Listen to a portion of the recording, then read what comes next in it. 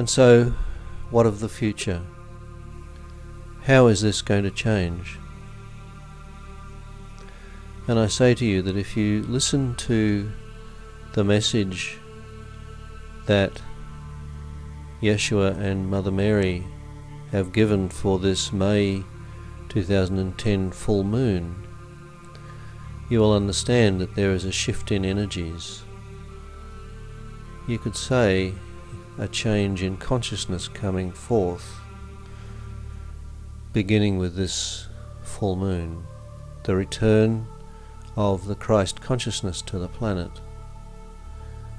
And as Yeshua said in his message, this will see some limits placed upon the actions of the dark. And this will become much, much more clear-cut with the energies of the June solstice.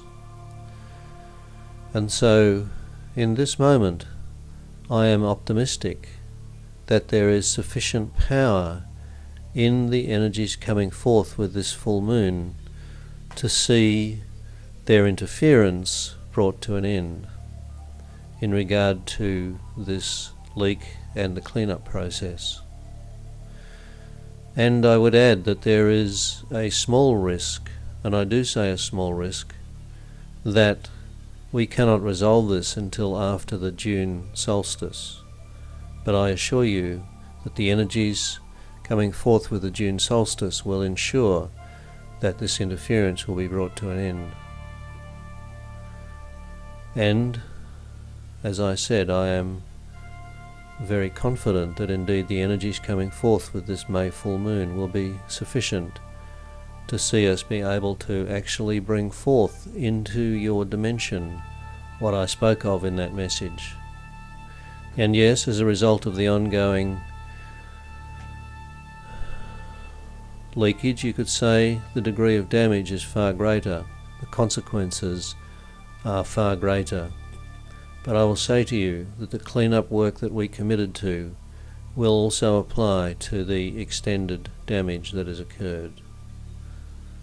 So I bring this forth to you for your understanding, and I bring it forth with some embarrassment, you could say, and some disappointment that I was party to such a misunderstanding being brought forth, because I do not wish to have this happen for any of humanity. This is a special time in which you live, and great changes are coming forth upon your planet. But we are not yet free and clear of all of the games that those of the dark can and will play to endeavour to stop all this unfolding. But let me assure you, it will all unfold. The energies of December 2012 will come forth, and ascension will occur at the March 2013 equinox. Make no mistake about this. And the preparation work that is necessary before that December 2012 date will occur. It will unfold. However, it has taken a much greater effort to limit, indeed remove, the interference of the dark in this process than any of us ever imagined.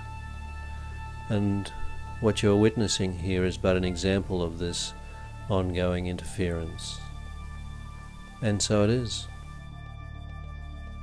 This is Richard, and Carolyn and I feel that it is appropriate to comment upon this message from Father God. He has said that he is very confident the issue will be resolved with the full moon energies, and is categoric about it being resolved by the energies of the June solstice. We have worked extensively on issues relating to the activities of the dark over the last couple of years, and if there is one element that stands out very clearly, it is the tendency of those of the light to underestimate the creativity, inventiveness and ability of those of the dark. Father God's message number 28 is a perfect example of this.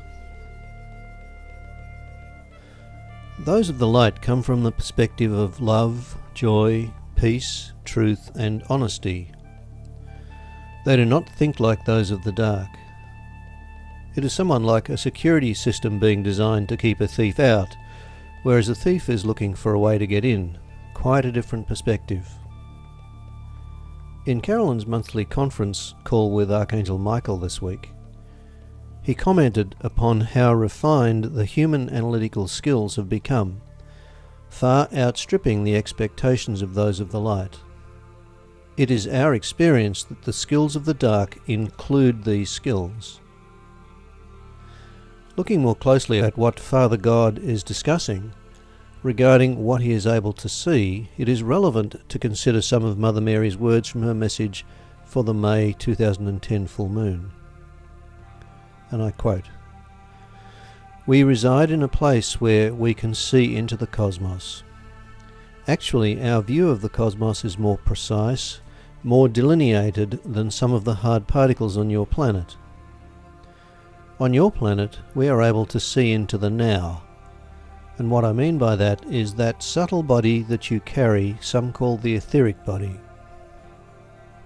There's more spaces in between those particles, and they're not as condensed as the physical body.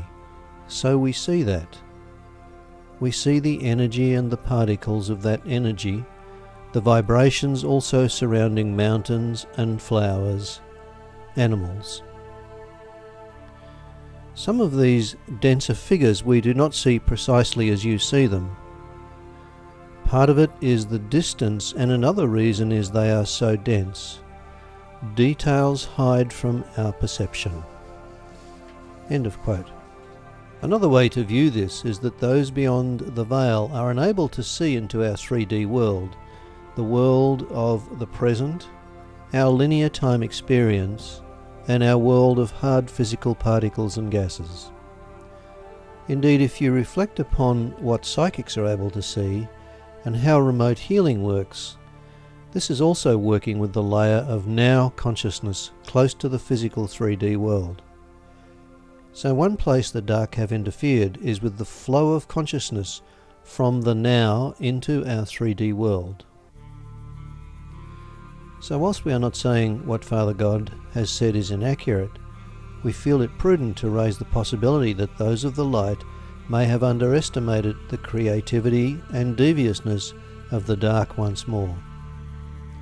We do not doubt that the energies coming to Earth with the December 2012 solstice will achieve the intended outcomes, since this is the will of all there is. Short of that, we await the evidence of demonstrable proof in this dimension, the stance we take with anything told to us by those of the light in relation to this dimension. And perhaps you can begin to understand our stance. We also wish to comment upon the nature of this oil leak. If you consider the geology of the area, and I have a link in the text which I recommend that you find, disregard the battleship bit and focus on the geology, and the complexity of the situation, you may begin to realize the oil company's attempts to block this from above are very likely to fail. It is very likely that the leak will simply find another path to the surface. It serves to illustrate how irresponsible this kind of drilling is, how unprepared that BP has been for a potential accident in these conditions, and how uninformed the approval process has been, ignoring the likelihood that those doing the approvals are likely to be in the pockets of the oil companies to begin with. This is Richard Presser.